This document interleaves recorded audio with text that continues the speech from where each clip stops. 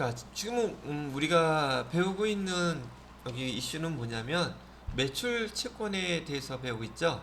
이렇게 매출 채권에 대해서 우리가 상품이나 제품을 팔고 우리가 돈을 못 받았기 때문에 채권이라는 용어 쓴다 그랬었죠. 근데 거기에 해당되는 게 외상매출금, 그다음에 받으럼 두 가지가 있어요. 그래서 외상매출금, 받으럼에 대한 거 사용 용처는 좀 설명을 들어봤는데 가장 큰 문제는 뭐죠? 아직 돈을 못 받았다는 게 중요한 얘기죠. 그래서 우리가 일상적으로 상거래행에서 돈 회수가 되면 외상매출금을 받거나 받으럼이 만기가 되거나 등등해서 받은 건 좋은데 지금 만약에 거래처가 빵창 나가서 파산해서 돈을 못 받게 된다면 얘는 좀 문제가 생기는 거죠.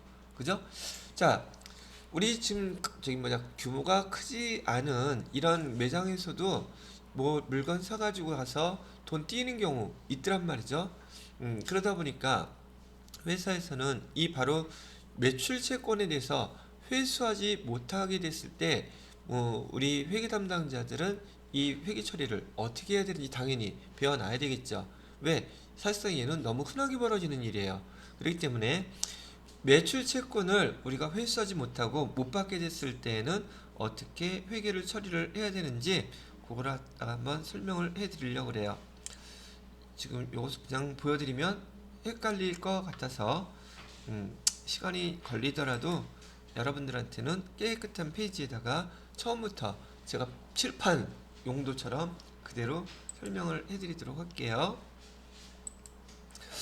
자, 첫 번째, 아까 얘기했던 것처럼 우리가 지금 회계 여기 FAT 1급에서는요, 우린 상거래 상기업이에요. 그럼 상품을 팔겠죠? 상품을 갖다가 예를 들어서 얼마짜리를 팔았다 그럴까요? 10만원 짜리를 팔았다고 가정을 하겠습니다. 얘를 갖다가 매출 팔았어요.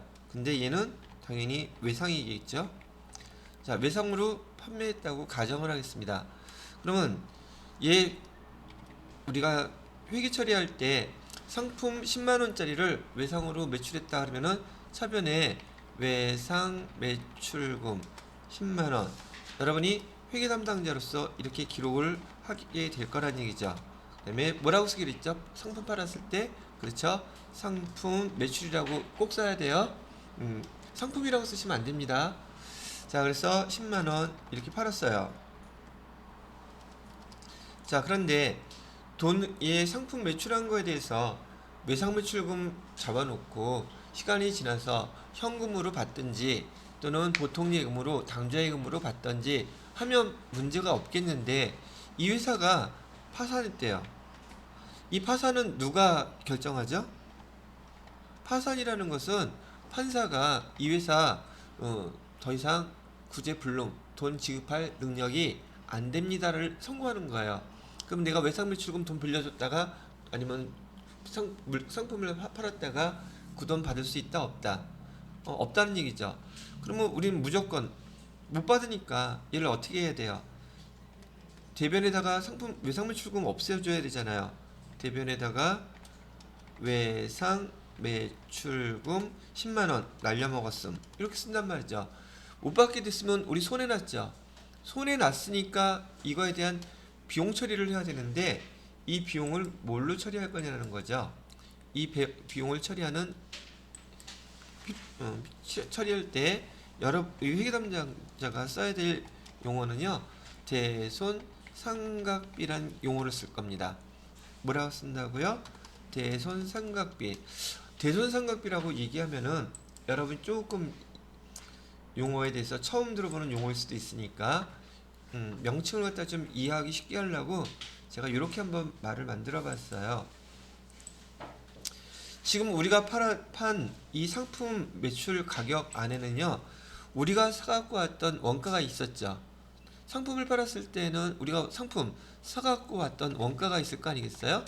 그 원가가 예를 들어서 4만원이었다고 가정을 해요. 그리고 이익은 그럼 우리가 얼마를 붙여서 팔은 거예요? 6만원을 붙여서 이익을 팔았죠. 그러면 이익 6만원 우리가 못 벌어도 좋은데 이거는 지금 우리가 사갖고 왔던 원금조차도 지금 저기 못 받게 생겼죠. 손해가 되게 크게 났죠. 그래서 손해가 대빵 크게 났다. 그래서는 대손상각비라고 기억하시라고요. 자, 다시 뭐라고요? 대빵 손해 크게 난 거죠, 이거. 내 원금까지 날렸으니. 그죠? 근데 이 대손상각비의 의미는 지금 우리가 상품 또는 제품을 매출하고 그 대상에 되는 금액에 대해서 거래에 대해서 돈을 받지 못하게 됐음이라는 뜻인데, 그거나 하여튼 대빵 손해 큰 건 맞잖아. 그죠? 자, 근데요, 이렇게 대손상각비가 이렇게 쓰여지게 되면은 이 대손상각비 비용이죠. 근데 이거는 지금 우리가 예측을 할 수 있었어요, 없었어요? 지금 이렇게 거래처가 파산할 수 있는 거래처들이 되게 많은데 우리가 맨날 그 거래처들 안방에 들어가서 보지 않는 이상 얘네들이 부도가 날지 안 날지 파산을 할지 안 할지 그걸 알 수가 없죠. 그래서 이건 예상도 못했던 일이 지금 벌어진 거예요. 근데 중요한 건 뭐냐면은요, 이 대손상각비는 우리 일상적인 상거래를 통해서 발생한 비용이죠. 일상적인 상거래 비용이기 때문에 이 대손상각비는 판관비예요. 이것도 나중에 또 물어보면 어떤 분들 이 대손상각비가 판관비인지 영업의 비용인지 그 구분도 잘 안 된다고 그러시더라고요. 얘는 우리 일상적인 상거래에서 발생한 채권을 못 받게 되었기 때문에 얘는 뭐라고 어디에 해당되는 비용이다? 판관비란 말이죠. 자, 그러면 이 판관비가 발생하는 요 내용이 회사에서는 무지하게 싫어해요. 누가? 경영진들이. 왜 싫어하는지 한번 보여드릴게요. 지난번에 제가 여러분들한테 손익구분 꼭 외워놓으세요 그랬었죠? 자, 그때 써드렸던 거 지금 한번 다시 기억하면서 외워볼 수 있도록 해보세요. 자, 손익구분이라고 명칭은 손익구분이라고 되어 있고, 이 손익구분은 결국은 손익계산서의 그 순서라 그랬었어요. 손익계산서의 구분 내용들이라고 얘기해 드렸고요. 자, 여기다가 이렇게 써볼게요. 매출액. 예를 들어서 매출액이 얼마 있었다고 할까요? 한 80만원 있었다고 가정을 할게요. 매출액은 80만원. 그 다음에 매출 원가. 매출 원가는 한 30만원만 하겠습니다. 그럼 뭐가 계산된다 그랬죠, 제가? 예스. 매출 총이익이 얼마 나왔죠? 50만원 이렇게 나왔죠? 자, 매출 총이익에서 뭘 빼주라 그랬어요? 판관비를 빼주게 되면 판관비는 예를 들어서 20만원이었다고 가정을 합시다. 그러면 거기 부르는 용어가 뭐라고요? 영업이익이라 했어요. 영업은 우리 상거래, 장사해서 번 돈이라는 뜻이에요. 남은 돈. 그러면 30만원이 남았죠? 자, 그 다음에 영업 외 수익은 더해주라 그랬죠. 수익은 더해줘야 되는데 영업외 수익은 5만원 있었다고 가정을 할게요. 그 다음에 또 뭐는 빼줘야 돼요? 영업외 비용은 빼줘야 되죠. 얘는 6만원이었다고 가정을 할게요. 그래서 쓰인 용어는 뭐라고 부른다? 법인세, 차감전, 손익. 그러면 만원을 더 빼드니까 29만원 나오겠죠? 그렇다 치고, 그 다음에 세금 내야 되죠. 법인세, 비용 또는 법인세 등 이런 용어로 써요. 여기서 이게 계산하기 편하게 9만원이라고 한다면 그 다음에서야 우리가 당기순이익을 알 수 있어요. 당기순이익은 그래서 20만원 이렇게 계산되는 거거든요. 제가 일부러 여러분들 이거 그 손익구분 암기 한번 하신 거 다시 확인하시라고 제가 예를 들어서 쭉 한번 다시 써놓은 거예요. 꼭 암기하셔야 돼요. 자, 근데 지금 우리가 보려고 하는 것은 지금 여기 대손상각비가 판관비라는 얘기 좀 해드렸었죠. 그런데요, 여러분들이 회사에서 다니시다가 보면은 회사는 보통 예산이라는 것, 그 다음에 거 벌어질 사업에 대한 예산을 대부분은 세워놓습니다. 그래서 매출액 목표는 얼마였었느냐면 75만 원이었어요. 그러면 매출액이 80만 원이라면 매출 달성한 거죠. 그죠? 이 매출을 달성하게 되면 여러분들한테 회사에서 보너스를 지급해요. 첫 번째, 보편적으로 매출액을 달성하게 되면 이 보너스 50% 지급 보편적으로 해요. 그 다음에 또 뭐를 달성해야지 지급하느냐 하면 요 밑에 있는 영업이익을 달성해야지 또 50%가 지급이 돼요. 여기서 50%. 그래서 두 가지를 다 달성하면은 여러분들 100% 보너스를 받는 것이고, 매출액의 달성 비율이 100%를 넘어간다 뭐 등등 200%가 된다면 보너스 금액은 더 커지겠죠. 그죠? 자, 그래서 여기 목표도 한번 제가 구체적으로 써놔 볼게요. 얘 목표는 얼마였었다고요? 75만원. 그러면 일단 달성이 끝났죠. 그리고 실제로 여러분 보너스만 귀담아 들으라고 보너스를 얘기했지만, 회사에서의 그 경영진 있죠.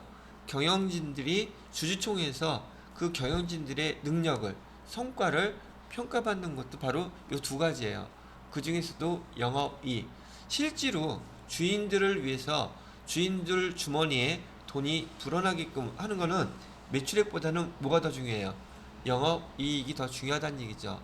매출액을 달성을 했는데 영업이익이 많았어야 주인들이 좋아할까? 좋아할 리가 없죠.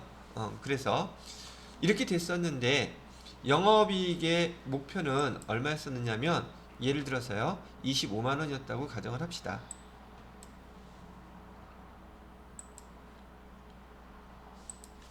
25만원이었었는데 지금은 영업이익 목표 또 달성했죠. 그러니까 아싸, 이번 기분 좋다, 그러게 소고기 사 먹을 수 있겠네, 그러겠죠. 근데 생각지도 않았던 이 거래처 파산나는 바람에 대손상각비 얘가 판관비 여기 끼어들어가 버린 거예요. 언제? 결산할 때. 그러면 여기 10만원이 끼어들어가면 지금 현재 판관비는 얼마였었어요? 판관비는 지금 20만원이었었죠.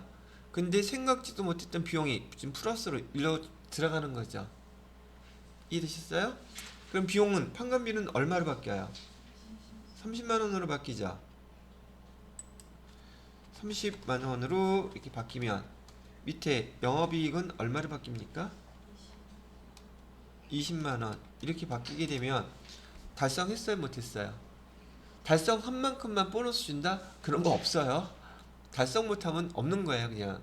그러면 경영진이 자기네가 주주총회에서 평가받을 때 이렇게 예상도 하지 못했던 비용 때문에 이렇게 결과가 나타나서 그런 상황이 벌어지는 걸 좋아할까?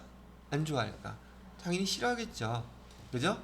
그래서 회사에서는 이제 앞으로 여러분들이 보게 될 거는 이렇게 준비들을 해놓고 있더랍니다. 어떻게 준비하느냐고요?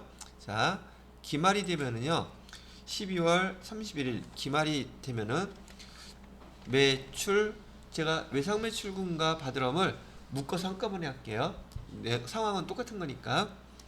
매출채권 우리가 내년에 받아야 될 잔액 남은 게 있겠죠. 12월 31일 됐어요. 근데 아직 우리가 거래처로부터 돈을 회수를 못한 채권, 그거는 외상매출금도 있고 바드럼도 있겠죠. 그 채권이 얼마가 남아 있었냐면, 예를 들어서 1000만원 이렇게 있었다고 가정을 하는 거예요. 그런데 지금 위에서 보는 사례와 같이 거래처에서 우리가 1년 동안 장사를 하고 보니까 못 받게 되는 돈이 생기더란 얘기죠. 그걸 예상을 해봤어. 대손 상각비, 대손이라고 그러거든요. 대손이 날 그 금액이 몇 퍼센트, 우리가 받을 금액 중에서 얼마 정도를 못 받게 되나 예상을 해봤더니 1% 정도는 못 받게 되더래요. 그러면 여기 매출채권 1000만원에 대해서 1년 동안 우리가 못 받을 수 있다 생각하는 그 퍼센테이지는 1%. 얘를 금액으로 따지면 얘는 뭐라고 부르냐면 대손 추정률이라고 그래요. 대손 추정률이라고 부르는데, 이 대손 추정률은요 그 회사의 재무 책임자가 정하면 되는 거예요. 그래서 대손 추정률이 상황에 따라서 1%가 될 수도 있고 2%가 될 수도 있고 5%가 될 수도 있어요. 그러면 지금 올해 같은 경우는 코로나 때문에 지금 대손 추정률은 각 회사들이 높아졌을까 낮아졌을까? 당연히 높아지겠죠? 그럼 대손 추정률로 계산해 봤더니 금액이 얼마가 계산이 됐어요? 1000만 원의 1%면 얼마인가요? 계산기 두들겨 보니까 1000만 원에 10%면 100만 원이잖아요. 100만 원에 또 10%면 10만 원이죠. 10만 원이네. 그래서 이걸 우리가 대손 추정하는 그 금액을 계산해 봤더니 지금 현재 12월 31일 현재 우리가 매출 채권은 1000만 원 아직 못 받았지만 내년에 회수할 때 이 중에서 10만 원 정도는 돈을 못 받을 거라고 예상을 하는 거예요. 실제로 벌어졌다 안 벌어졌다? 안 벌어졌어요. 자, 이제 결산을 합니다. 결산을 할 때 그러면 이렇게 계산해 놓고 여러분이 회계 처리를 해 주셔야 되겠죠. 그래서 회계 처리는 어떻게 해주면 되느냐면 이렇게 해주세요. 실제로 이 돈을 못 받은 거 아니에요. 파산된 것도 아니에요. 그런데 우리는 이 금액을 갖다가 대손상각비라고 해서 비용 처리를 해버립니다. 근데 이거는 우리가 마음대로 조정할 수 있는 거죠. 대손상각비 처리하는데 실제로 벌어진 게 아니에요. 근데 이렇게 처리해서 왜 이렇게 처리하냐고요? 보세요. 대손상각비 차변에 처리하고요.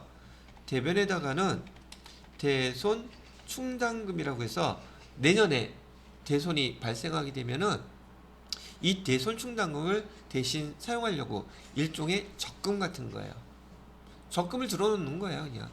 그럼 여기에 10만 원 이렇게 써놓으면 대손상각비는 비용 계정이니까 12월 31일 되면서 비용은 싹 다 소멸돼 버리죠. 그리고 뭐만 남아요? 다음에 대손 충당금만 남아요. 이 대손 충당금은 대손이 났을 때 충당하기 위해서 돈을 마련해 놓은 금액이다. 이렇게 생각하시면 된다는 얘기죠. 자, 보세요. 지금 오른쪽에도 보면 지금 대손이 이렇게 발생하기 전에 우리 영업이 목표가 25만 원이었는데 지금 30만 원이면 5만 원의 여분이 있죠. 그러면 5만 원 정도 여분을 갖다가 그냥 어차피 5만 원을 여기서 빼도 목표는 달성하잖아요. 그러면 그 금액을 갖다가 빼는 방법 지금 이렇게 빼는 거예요. 그래서 지금은 여기 제가 10만 원이라고 얘기는 해놨지만 만약에 10만 원을 빼면 영업 목표 달성 못한다면 그만큼 빼면 안 되겠죠. 그럼 5만 원어치만 남게 빼줄 수도 있다는 얘기죠. 즉 영업이익에 대해서 이 대손상각비가 판관비에 들어가는 거니까 영업이익 맞추는 범위 내에서 내가 회사에서 마음대로 조정해서 쓸 수가 있는 거라는 얘기예요. 어떤 거는요? 이 대손상각비는 여기 이 대손상각비는 회사에서 그런 걸 감안해서 예상해서 쓸 수가 있다는 얘기예요. 자, 그렇다면은 위쪽에서 발생했던 이 대손상각비는 예상도 못하는 금액이었었지만 여기 밑에 나와 있는 대손상각비 이 비용은 우리가 예상을 충분히 해서 마음대로 조정할 수 있는 금액이 되겠죠. 그리고 그 금액만큼은 대손이 발생했을 때 그때 사용하면 된다는 얘기예요. 자, 그래서 이렇게 기록하는 거 미리 하나 요 얘기를 해드리고 넘어갈게요. 지금 여기 12월 31일 날 매출 채권을 보고 이렇게 정리를 했죠. 지금 요거 그죠? 얘가 지난번에 결산 때 회계 담당자들이 기말 정리상 또는 결산 수정 분계 해줘야 된다는 거 바로 그것 중에 하나예요. 그리고 시험 문제 출제 확률은 무조건 100%예요. 얘는 무조건 나옵니다. 왜 나오느냐고요? 아니 회사에서 상품 제품 안 파는 회사 없잖아요. 회사에서 벌어지는 일이기 때문에 얘는 매출 채권에 대해서 대손을 추정한다. 그럼 분계 이렇게 계산해서 이렇게 분계해 줘야 되는 거구나 라고 생각하시면 된다는 얘기예요. 됐나요?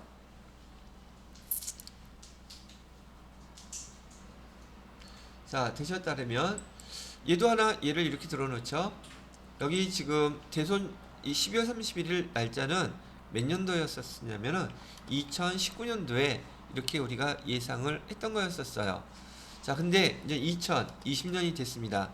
2020년이 돼가지고 날짜가 3월 31일이 됐는데 우리 거래처 중에서 실제로 지금 파산을 해가지고 외상매출금을 못 받게 된 거래처가 나왔어요. 그 외상매출금 얼마만 못 받게 됐냐면은 예를 들어서 4만 원을 못 받게 됐단 말이에요. 그럼 자, 차변에 뭐라고 써야 됐었어요? 차변부터 하면 헷갈리니까, 자, 외상매출금 얼마 못 받게 됐다고요? 4만 원? 그럼 외상매출금 못 받게 됐으니까 외상매출금은 감소시켜야 되죠. 못 받게 됐으니까. 그럼 외상매출금 얼마? 4만 원 못 받게 됐어요. 자, 근데 우리가 이렇게 외상매출금 못 받게 될 걸 대비해서 우리가 돈은 지금 빼놨죠. 돈 빼는 거 뭐라 그랬어요? 요거 대손충당금. 그래서 여기다가 대손충당금 얼마? 4만 원 이렇게 쓰시라고요. 이 대손충당금은 이런 경우를 대비해서 우리가 전년도에 여기 대손충당금을 이렇게 설정을 해 놓은 거예요. 됐나요? 그래서 얘를 갖다가 지금 실제로 외상매출금 못 받게 됐기 때문에 4만원 이렇게 뺏은 거예요. 그럼 대손충당금은 일단 비용 계정이 아니기 때문에 여기 판관비에 들어가지 않아요. 그럼 영업이익에 영향을 미칠까? 미칠까? 아니, 우리 돈 못 띄울 거 생각해서 돈 적금 들어놨다 그랬잖아요. 여기 손익계산서에 반영되지 않아요. 그러니까 여유있게 우리 올해 거 매출 목표 영업이익 달성하기 노력하면 되는 거죠. 아, 근데 그지같이 또 얘도 코로나 사태 때문에 거래처에서 또 우리가 돈을 못 받게 되는 상황이 벌어졌어요. 언제냐면은 이번에는 8월 31일 날 거래처 외상매출금을 갖다가 얼마를 못 받게 됐냐면 예를 들어서 8만 원을 못 받게 됐어요. 그러면 똑같이 대변에 외상매출금 못 받으니까 외상매출금 빼줘야 되겠죠. 대변에 외상매출금 얼마 못 받게 됐다고요? 8만 원 뺐어요. 그럼 차변에다가는 뭐라고 적어야 돼요? 차변에다가는 우선 대손충당금 전년도에 우리가 적금 들어놨던 거 얼마 쓰고 얼마 남았죠? 10만원 중에서 4만원 썼으니까 아직 6만원 남아있죠? 이거 있는 거 우선 써야지. 그죠? 이런 때를 대비했던 거니까 차변에 대손충당금 6만원 먼저 쓰고요. 2만원 모자르죠? 뭐 어떻게 더 이상 쓸 거 없는 걸 경영진이 좋아하거나 싫어하거나 그냥 써야겠죠? 대손 상각비 얼마? 2만원 이렇게 써주시는 거예요. 됐죠? 그래서 세 가지 예를 다 해드렸네요. 대손충당금이 전혀 없을 때는 우리가 이렇게 파산해서 돈을 못 받게 되면 다 계정 뭐라고 기록한다? 대손상각비라고 다 기록한다. 그 다음에 대손충당금이 있어요. 대손충당금이 충분하게 있으면 걔 대손충당금으로 다 사용하면 되겠죠. 대손충당금이 다 충분하지가 않아. 충분하지 않으면 있는 대손충당금부터 먼저 다 사용하고 그 다음에 모자라는 거는 뭘로 처리한다? 대손상각비로 처리한다. 여기서 여러분이 오늘 대손충당금이라든지 대손상각비라든지 이 용어가 처음이어서 그렇지 내용 자체는 그렇게 어려운 내용은 전혀 아닙니다. 그리고 거래처에서 돈 못 받게 되면 대손상각비 비용 처리한다. 대손상각비는 판관비다. 그래서 경영진이 뒤따 싫어하니까 대손충당금을 미리 결산 마감할 때 미리 짱 박아둔다. 그랬다가 다음에 실제로 대손이 발생하면 있는 대손충당금 갖고 사용한다. 모자르면 나머지 거는 대손상각비 처리한다. 되셨어요? 자, 여기까지가 지금 대손상각비와 그 대손충당금을 갖다가 설정하고 얘네들이 지금 여기에 반영되는 상황들을 갖다가 손익계산서 그러니까 보세요. 여기 대손상각비가 발생해서 매출 총이익에 이런 영향이 된다는 걸 이해를 하시려면 손익구분도 내용을 알고 있어야지. 아, 대손상각비가 판관비에 들어가니까 영업이익에 영향을 주겠구나. 이런 것도 아실 수 있는 거잖아요. 그죠? 앞으로 설명도 이런 게 되게 많이 나올 거예요. 그러니까 부지런히 요 계정들 암기해 놓으시라고 얘기를 해 드리는 겁니다. 자, 이렇게까지 설명을 해 드리고 뭘 설명을 해 드려야 되겠지? 쓸 데가 별로 없네.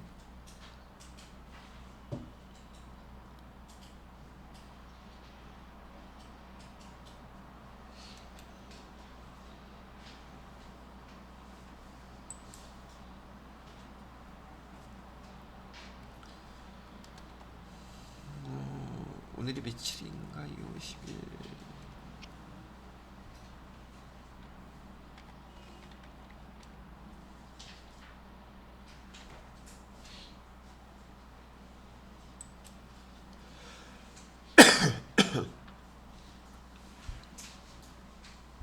자, 얘는 지울게요. 지우고 이제 다시 설명해야 되니까.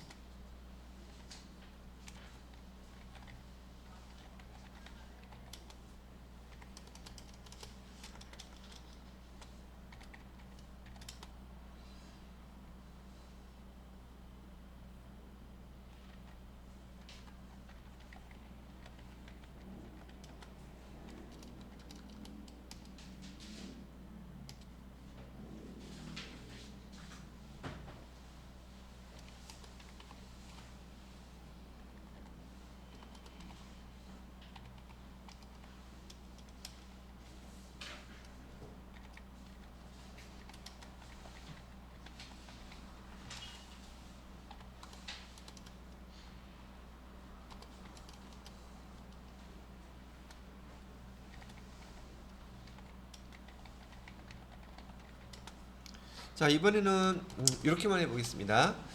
지금 앞에서 설명해드렸던 내용 잠깐 이렇게 정리 그대로 해놓고요. 자, 2019년도 결산할 때 대손충당금 우리가 10만원 이렇게 설정을 해놨었어요. 그런데 2020년 3월 31일 날 거래처 파산으로 인해서 4만원 못 받게 됐다고 그랬었죠. 그래서 대손충당금 4만원 사용했어요. 자, 근데 이번에는 이렇게 12월 31일이 끝날 때까지 더 이상 외상 매출금을 못 받게 되는 상황이 벌어지지 않았다는 얘기예요. 그럼 현재 대손충당금은 얼마가 남아있죠? 6만원 남아있죠. 자, 근데 우리는 매년 기말이 되면 위에서 매출 채권에 대해서 남아있는 매출 채권들 있죠? 매출 채권에 대해서 잔액에서 매년 이렇게 대손충당금을 꼭 설정을 해 놓게끔 돼 있어요. 왜? 이런 그 대손 벌어질 상황을 예상해야 되니까. 그래서 이번에는 매출 채권이 얼마 남아 있나 봤더니 올해는 1,200만 원. 자, 매출 채권의 잔액이 매년 똑같을까요? 매년 다를까요? 매년 다르죠. 그 매출 채권은 그 해에 더 이상 회수할 수가 없었던 거죠. 그러면 얘는 다음에 회수를 해야 된단 말이에요. 그러면 저 회수해야 될 금액 중에서 또 못 받게 될 돈이 얼마가 될까 예상을 해야 되겠죠. 근데 대부분은 회사에서 그냥 편의상 다 1%를 주로 많이 이렇게 예상을 해요. 그럼 또 얼마를 해야지 되죠? 12만 원 이렇게 해야 되죠. 12만 원을 이렇게 해야지 되는데 지난번에 우리 대손충당금 사용하고 지금 현재 얼마나 남아있다고 그랬었죠? 여기서 사용하고 대손충당금이 남아있는 금액이 10만원 중에서 4만원 사용하고 대손충당금이 대손충당금 남아있는 게 현재 6만 원 남아있잖아요. 근데 올해 우리가 계산해 드릴 거 지금 얼마로 설정해야 돼요? 12만 원을 해야지 되기 때문에 원래 이 대손충당금이 전년도에 남아있지 않았더라면 여기 위에서처럼 대손상각비 12만 원, 대손충당금 10만 원 이렇게 했었어야 되거든요. 근데 지금 사용하고 남은 거 있다면서요. 그럼 이 12만 원을 반드시 딱 얘만큼 맞춰야지 모자라도 안 되고 남아도 안 돼요. 아시겠죠? 대손충당금 설정할 때에는 이렇게 우리가 추정하는 추정 금액 있죠. 그 해에 추정하는 금액을 절대 넘어가거나 절대 빼면 모자르면 안 된다는 얘기예요. 그러면 우리 지금 사용하고 얼마 남아 있으니까 6만 원 남아 있으니까 얼마큼만 더 해주면 되겠다. 차변에 대손 상각비 6만 원. 그다음에 대변에 대손 충당금 6만 원. 이렇게 해주게 되면 여기 남아있던 거 6만 원과 올해 설정한 6만 원 해서 12만 원 딱 되겠죠. 그죠? 이렇게 회계 처리해 주시면 돼요. 근데 우리는 얘를 갖다가 뭐라고 부르냐면 이렇게 대손충당금 설정할 때 모자라는 만큼만을 이렇게 보충해 주는 거. 그래서 보충해 줘가지고 이 금액이 딱 맞게끔 만들어 주는 걸 갖다가 우리는 보충법이라고 불러요. 뭐라고 부른다고요? 보충법이라고 부른다고요. 자, 그러면 이제 쓰지는 않고요. 여러분이 제대로 이해했는지 제가 이렇게 한번 빨간색으로 여쭤볼게요. 어떻게 여쭤보느냐 하면, 자, 대손충당금이 지금 여기 6만 원이 남아 있어서 6만 원을 보충했죠. 근데 만약에 대손충당금이 빵 아무것도 없었다면 차변에 대손상각비 얼마 써주고 대변에 대손충당금 얼마 써줘야 되겠어요? 12만 원, 12만 원 이렇게 써줘야 되겠죠. 그죠? 자, 이번에는 대손충당금이 조금 전처럼 이렇게 했는데 예를 들어서 3만 원이 대손충당금이 남아 있었어요. 그럼 대손충당금 얼마만 더 설정해 주면 돼요? 9만 원만 해주면 되죠. 분개하는 방법 규정은 똑같아요. 차변에 대손상각비, 대변에 대손충당금 됐나요? 자, 이번에는 대손충당금 사용하고 있잖아요. 12만 원이 남아 있대요. 그러면 어떻게 차변에 쓸까요? 금액이 똑같죠. 근데 실제로 이런 경우는 없어요. 하여튼 이해를 도우려고 하는 거니까 대손충당금 남아있는 금액과 우리가 설정해야 될 금액이 일치하죠. 이럴 때는 분개 없음이라고 합니다. 분개할 게 없다는 뜻이에요. 분개 안 하면 된다는 뜻이고요. 됐죠? 자, 이제 지금 제가 가르쳐 드리려는 거는 이해였었어요. 이번에는 대손충당금이 15만 원이 있는 거예요. 15만 원? 지금 근데 제가 이 금액은 절대 넘어가거나 모자르면 안 된다 그랬죠. 그에 설정된 거 얼마가 좀 더 많다는 뜻이에요. 3만 원이 더 많죠. 3만 원이 더 많으면은 대손충당금 그만큼 빼줘야 되겠죠. 빼주는 방법은 여지껏 우리 대손충당금 설정할 때 대손충당금 다 어디 써져 있어요? 대변에 써져 있죠. 그럼 대변에 있는 거 차변으로 쓰면 감소하는 거죠. 그죠? 그래서 이렇게 대손충당금이 더 많게 되면 차변에 대손충당금을 빼줘야지 돼요. 그래서 대손충당금 얼마를 빼주면 돼요? 3만 원을 이렇게 빼주시고요. 대변에다가는 뭐라고 써야 되냐면 대손충당금 다시 되돌아왔죠. 환입이라고 써줍니다. 뭐라고 써준다? 대손충당금 환입이라고 이렇게 써주시면 돼요.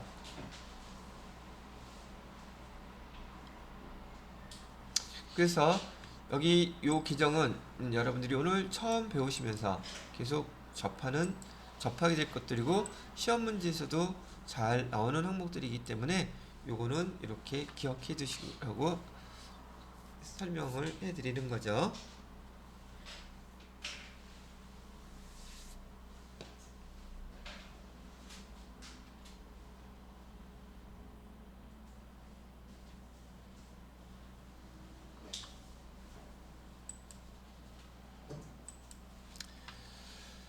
자, 그 다음에 얘네 계정들의 성격을 갖다가 정리해 드릴게요. 대손삼각비는 제가 아까 뭐라 그랬었죠? 판관비라고 얘기해 드렸던 거 잊어버리면 안 돼요. 대손삼각비는 뭐라고요? 판관비. 자, 그리고 여기 나와 있는 여기 대손충당금 환입, 얘도 판관비예요. 얘도 비용이란 말이에요. 예, 비용처럼 취급해요. 다시 대손삼각비도 판관비, 대손충당금 환입도 판관비. 근데 얘는 아까 손익구분 걔를 써놔야 되기 때문에 걔가 좀 이따 제가 다시 불러와서 걔하고 같이 설명을 해드릴게요. 자, 거기에 반해서 여기 대손충당금도 이제 성격은 설명해 드릴게요.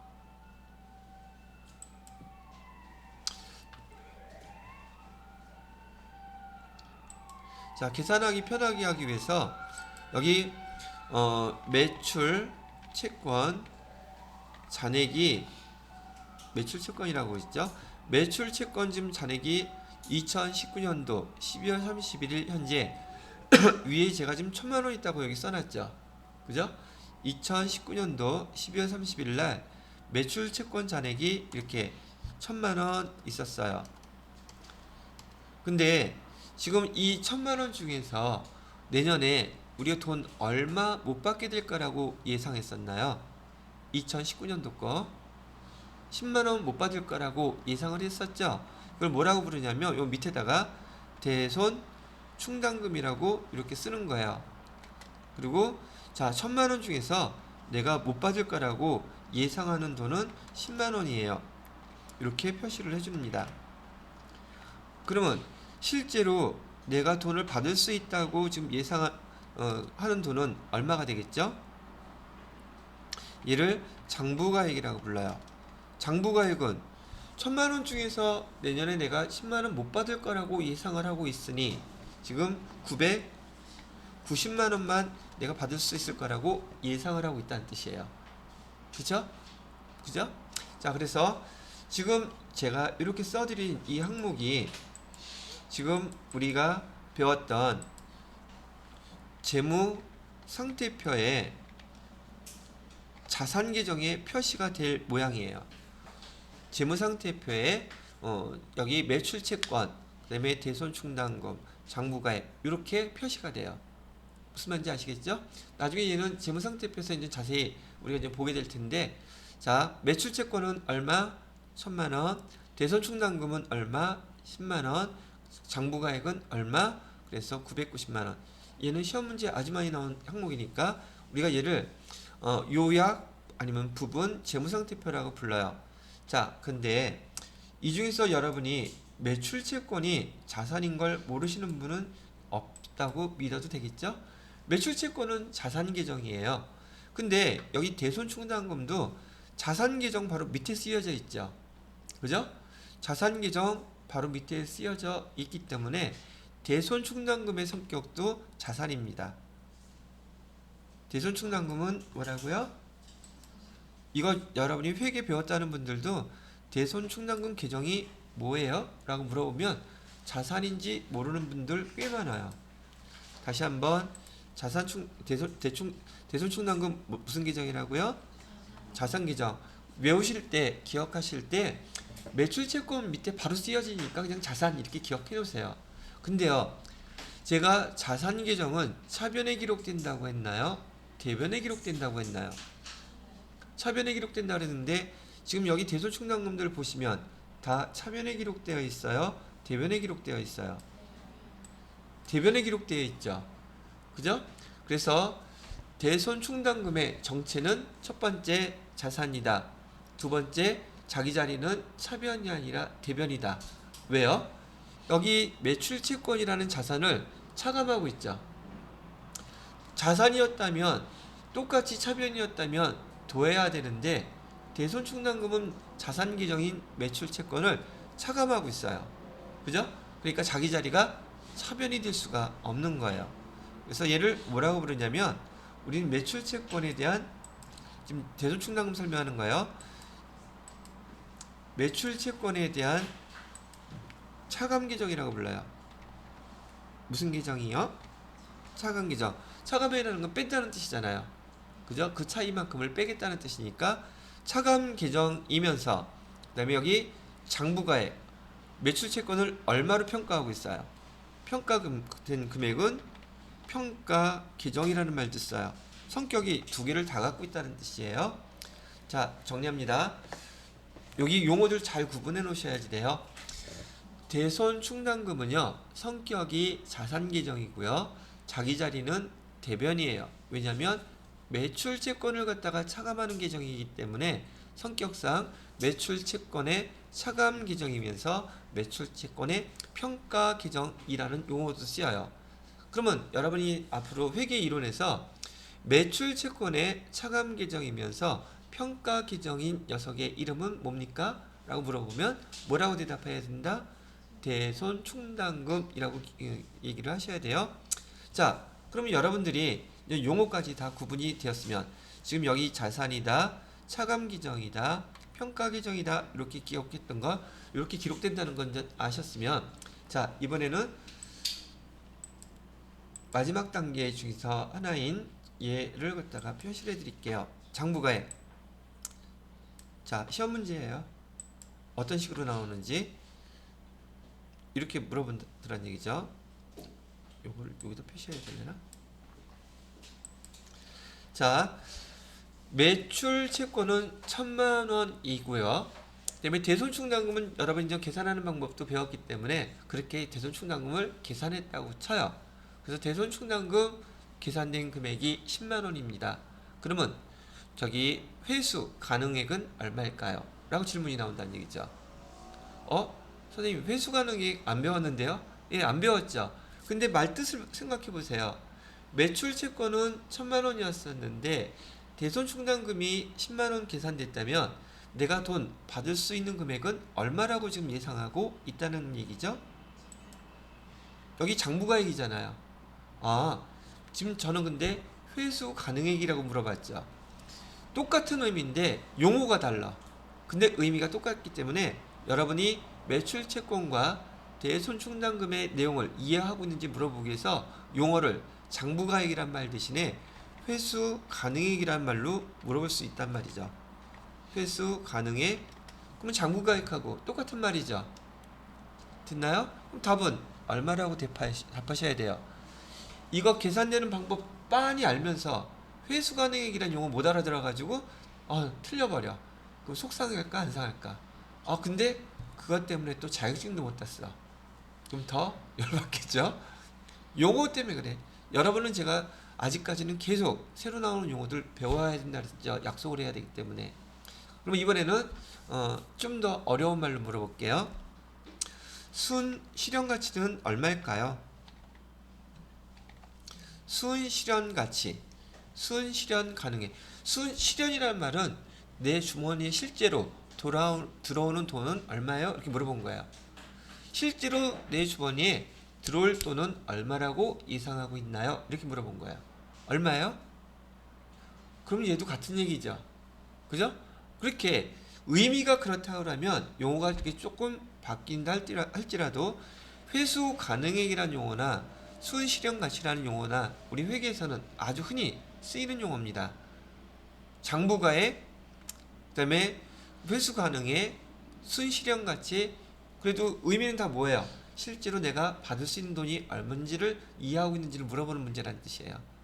구분할 수 있겠어요? 오케이. 다들 왜 꿀먹은 벙어리? 너무 감동을 받으셔서 그러나?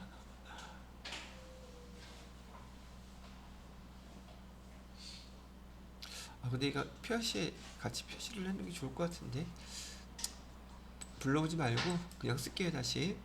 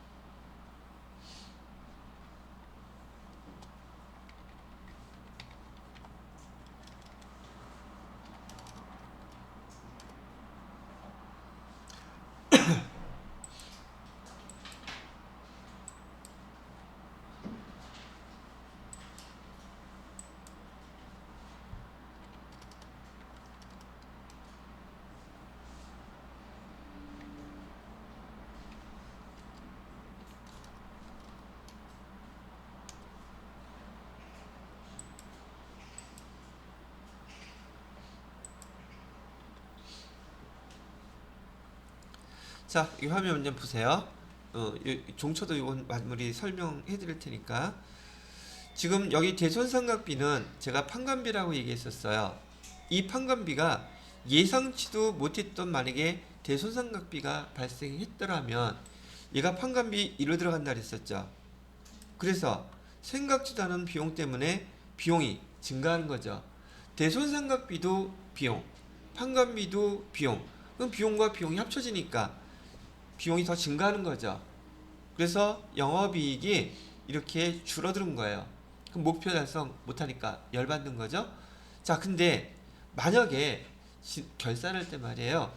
지난번에 대손충당금 사용하고 남은 금액이 있어요.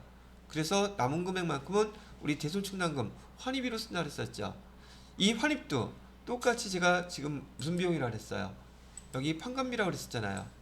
그죠? 이 판관비, 이 대손충당금 환입도 판관비 여기로 들어가요. 대손충당금 환입도 판관비 1로 들어가게 되는데 얘도 대손충당금 환입도 판관비라서 1로 들어가는데 어떤 효과가 생기냐면 지금 여기 판관비 얼마라고 되어 있어요? 빨간색으로 20만원 돼 있죠. 근데 이 대손충당금 환입이라는 계정은 이 비용을 차감하는 계정이에요. 성격이 반대라는 뜻이에요. 돈 여윳돈 돈 다시 들어왔다는 뜻이야. 그러면 생각지도 않았던 돈 비용 20만원 발생했는데 환입이 3만원이 들어오니까 비용이 얼마가 된다? 17만원이 되는 거야. 똑같은 판관비 계정이에요. 뭐가? 대손삼각비나 대손충당금 환입 계정은 판관비 계정인데 성격은 반대예요. 대손삼각비는 비용을 증가시키지만 대손충당금 환입은 얘를 갖다가 얼마로? 17만원으로 3만원 줄이는 효과가 있어요. 그럼 얘가 비용이 얼마가 되겠다고요? 17만원 이렇게 되고 그러다 보니까 오히려 영업이익이 증가하죠. 그럼 대손충당금 환입이 생기게 되면은 이렇게 이익이 증가한다. 그래서 앞으로 우리가 약속하는 용어는 이 대손충당금 환입이라는 용어는 얘는요 판관비 계정이면서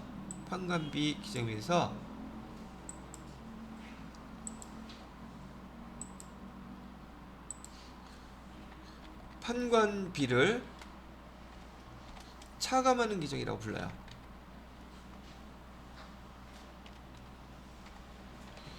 됐어요? 다시 대손충당금 환입의 계정의 성격은 판관비를 갖다가 차감하는 성격의 계정이다. 그래서 다른 말로 회계 용어에서 옛날 표현으로 쓴다면 판관비 부의 금액이라는 용어로 나와 있을 거예요. 여기서 판관비 부라고 얘기하는 것은 한자어예요. 한자어로 부, 마이너스, 영어로 하면은 뭐라고요? 마이너스. 마이너스 말고요. 마이너스. 우리 말로 요즘 말로 쓰면은 차감하는 계정입니다. 이런 뜻이에요. 그래서 지금 제가 설명해드린 이 대손삼각비, 대손충당금, 그다음에 대손충당금 환입, 재무상태표의 자산 표시, 순실현 가치 지금 지금 설명해드린 내용 이거 안에서 대부분의 시험 문제가 다 출제가 될 거예요. 되게 많은 것들이 여기 안에 설명에 다 함축되어 있다는 뜻이기도 하고요. 자, 그래서 여기 판관비, 부의 금액이라든지 등등 이런 내용들을 여러분이 잘 기억해 주셨으면 좋겠다고 얘기를 하는 것이랍니다. 자, 그러면 일단 대손과 관련된 설명은요. 일단 여기까지 해드리고 지금 여기 마무리 지어야 될 거 상황이 뭐 한두 가지 좀 더 남긴 했는데 이게 많이 걸리지는 않을 것 같으네요. 저장을 해놨기 때문에 이따가 여러분이 점심 식사 잘 하시고 나서 요거 불러서 마무리하고 그 다음 파트로 넘어가도록 하겠습니다. 예, 수고하셨습니다. 예, 지울게요.